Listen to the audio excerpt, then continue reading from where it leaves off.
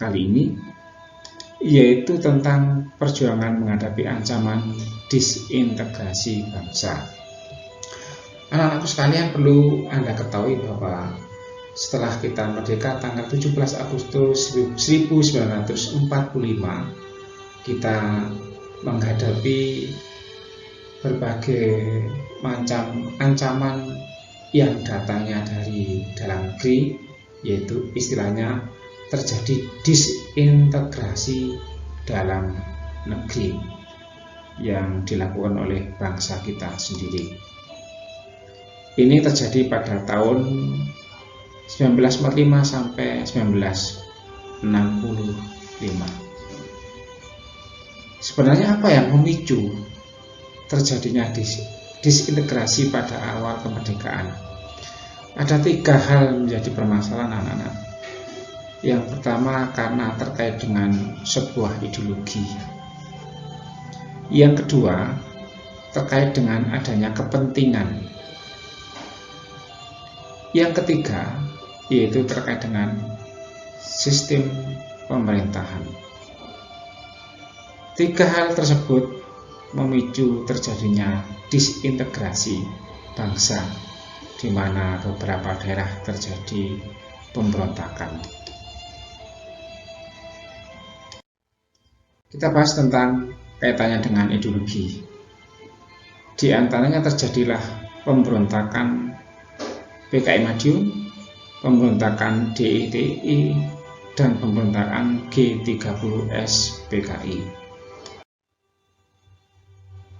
Pemberontakan PKI Madiun tahun 1948 diawali tanggal 18 September 1948. PKI membentuk Front Nasional dan melakukan pemberontakan di Madiun. Akhirnya pemerintah melakukan tindakan melancarkan sebuah operasi penumpasan pemberontakan di Madiun. Bagaimana akibat pemberontakan PKI Madiun? Pada bulan November 1948 diadakan penumpasan dan berakhirlah pemberontakan PKI di Madiun. Siapa menjadi tokoh utama dalam pemberontakan Madiun itu? Yang menjadi tokoh utama adalah Musso, dan yang kedua adalah Amir Salimuddin. Dua tokoh inilah yang menjadi tokoh pemberontakan PKI Madiun. Yang kedua terkait dengan ideologi, yaitu pemberontakan DITII. Siapakah tokohnya?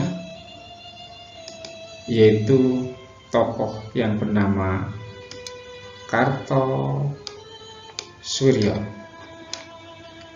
Mengapa Pak Kartosoewirjo melakukan pemberontakan? Yaitu karena kecewa terhadap perjanjian Renville. Anak-anak nanti bisa mencari sendiri tentang isi perjanjian Renville yang membuat tokoh yang bernama Kartosoewirjo kecewa dan melakukan pemberontakan.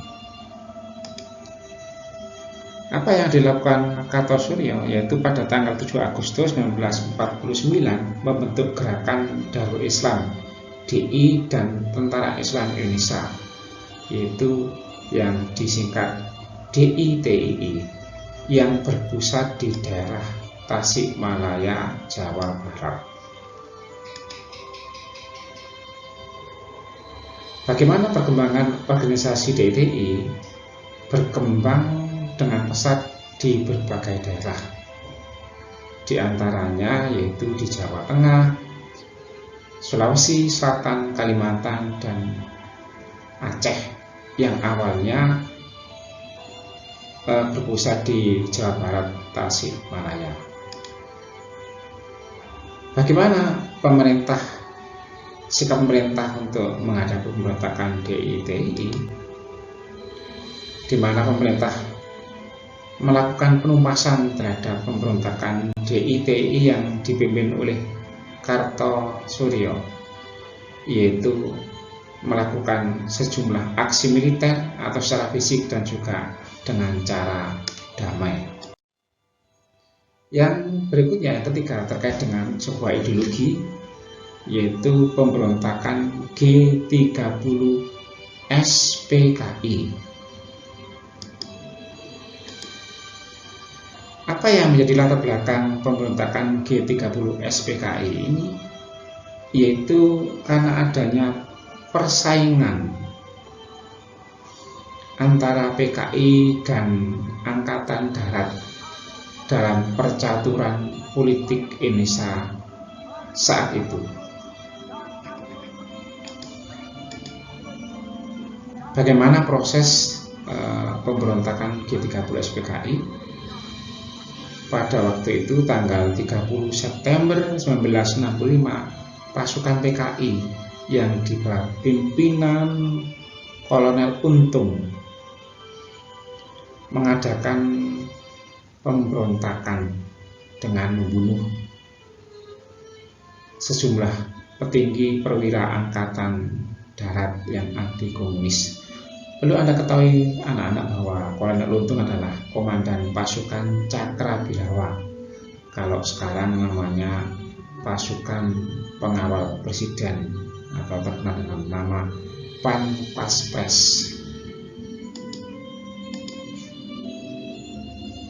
Bagaimana tindakan pemerintah untuk menangani pemberontakan G30 SPKI? Pemerintah diantaranya melakukan tindakan menetralisasi pasukan yang berada di sekitar lapangan Merdeka, merebut gedung RRI dan kantor pusat telekomunikasi. Perlu Anda ketahui bahwa pada saat itu gedung RRI pusat telekomunikasi dikuasai oleh PKI. Yang berikutnya, membersihkan pangkalan udara Halim Perdana Kusuma dari unsur PKI. Perlu Anda juga ketahui bahwa pada saat itu sebagai pusat latihan, pusat kegiatan PKI berada di lapangan Halim Perdana Kusuma.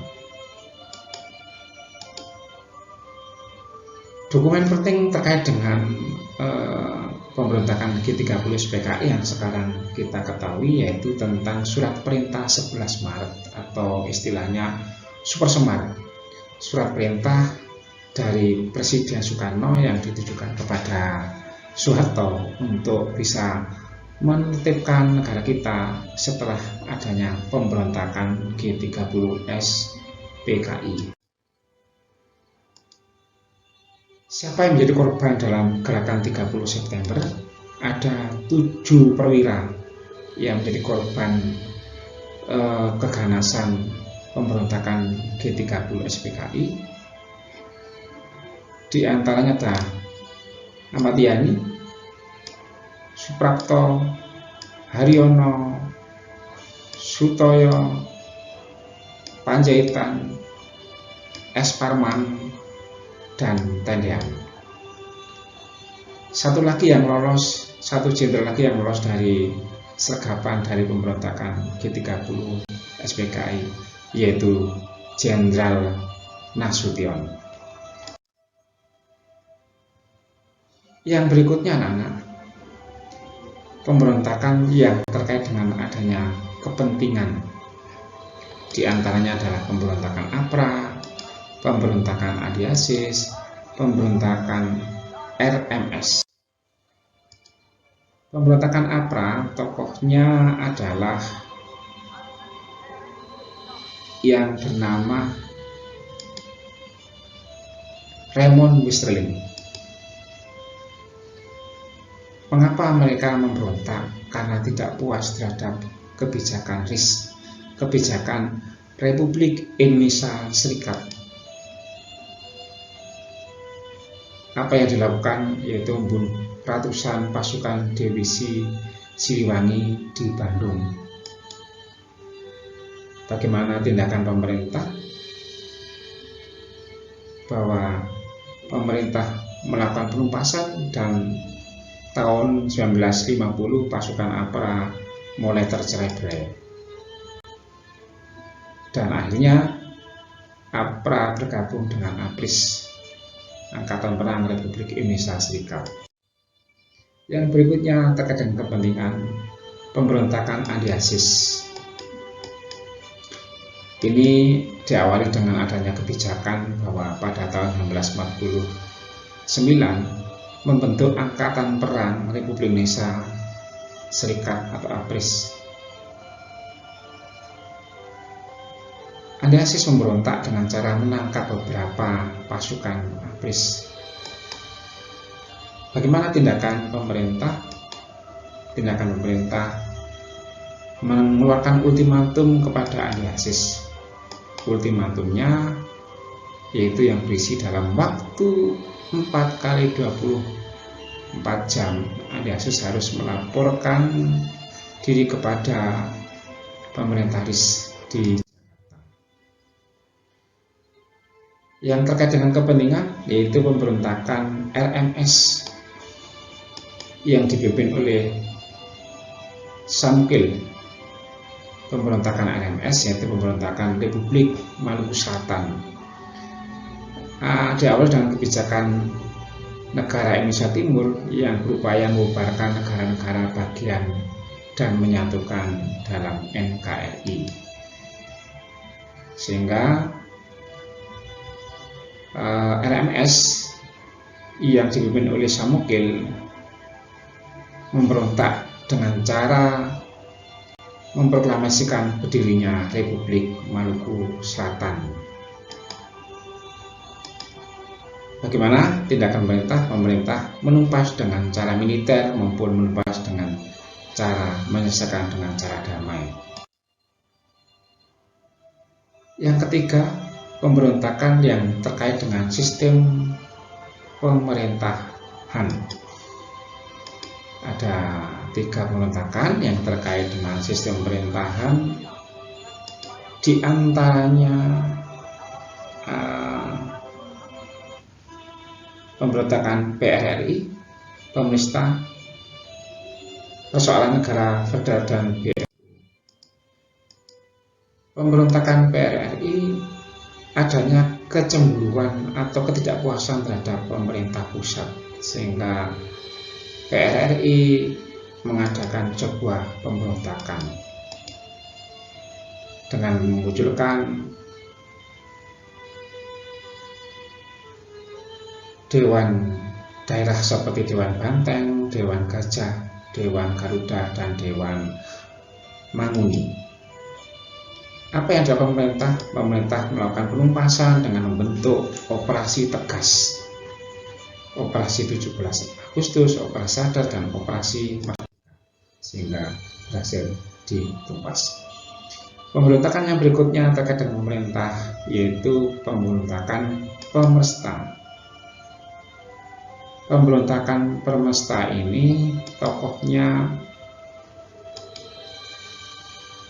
yaitu VJ Samuel, sama dengan PRRI, yaitu merasa tidak puas terhadap pemerintah pusat sehingga mengadakan sebuah pemberontakan, sehingga pemerintah secara tegas mengadakan operasi Merdeka, operasi Sabta Marga, sehingga Permesta bisa ditumpas. Namun beberapa pasukan dari Permesta diberi amnesti atau pengampunan bagi orang-orang yang terlibat dalam pemberontakan Permesta.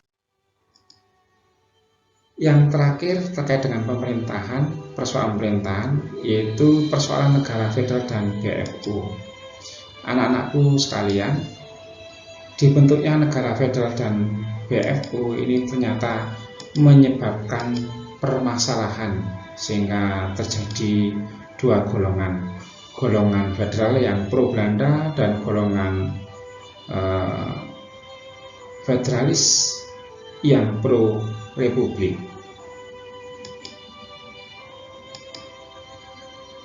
Dalam perkembangannya muncullah ketidakpuasan di negara-negara bagian RIS. Mereka menginginkan kembali menjadi atau kembali membentuk NKRI Indonesia Serikat dengan munculnya persoalan negara federal dan PMU, maka muncullah ketidakpuasan dan ingin kembali kepada NKRI, sehingga pada tanggal 17 Agustus 1950 RIS dibubarkan dan NKRI kembali ditegakkan.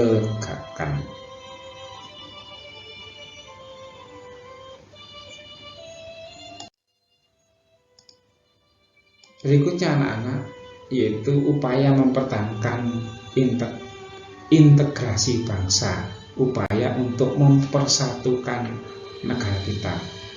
Pentingnya menjaga persatuan dan kemajemukan bangsa. Namun anak-anak, materi ini akan kita bahas pada pertemuan berikutnya.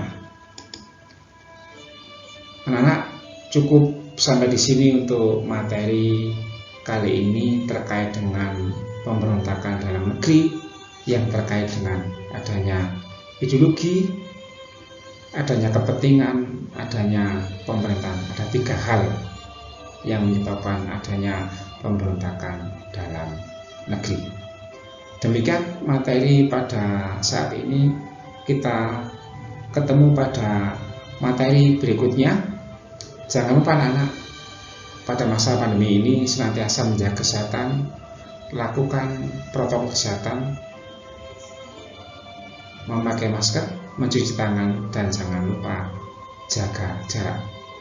Salam sehat bagi kita semuanya. Sampai ketemu pada pertemuan berikutnya, yaitu pertemuan yang kita akan membahas tentang upaya mempertahankan integrasi bangsa Indonesia. Terima kasih. Salam sehat bagi kita semuanya.